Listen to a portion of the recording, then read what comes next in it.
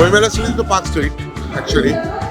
আমরা সব পার্ক স্ট্রিটে, আর মহিনের আমাদের গৌতমদার কথা মনে পড়ে যায়। গৌতমদার একটা দল ছিল, সেখানে গিয়ে আমরা সব গান বাজনা করতাম, রোজ যেতাম বইমেলায়, রোজ দুপুরবেলা 2টোর সময় ঢুকতাম, রাত 8:30-9টার সময় বেরোতাম।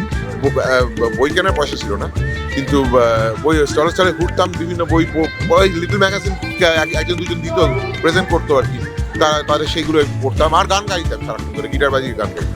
এখন আমাদের শর্ট লেখা হয়েছে, আমার বাড়ির কাছে হয়ে গেছে। পার্ক স্ট্রিটও অবশ্য বাড়ির কাছে, মেট্রোতে খুবই সুবিধাই খুবই।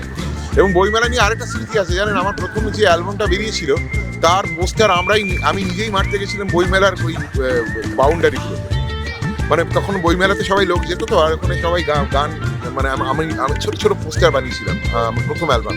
সেই পোস্টার নিজেরাই সব আঠা লাগিয়ে বন্ধুরা মিলে ভোরবেলা 4টের সময় গিয়ে বইমেলার সব ওই বাউন্ডারিগুলোতে লাগাতাম। তো এইসব নানা রকম স্মৃতি হলো।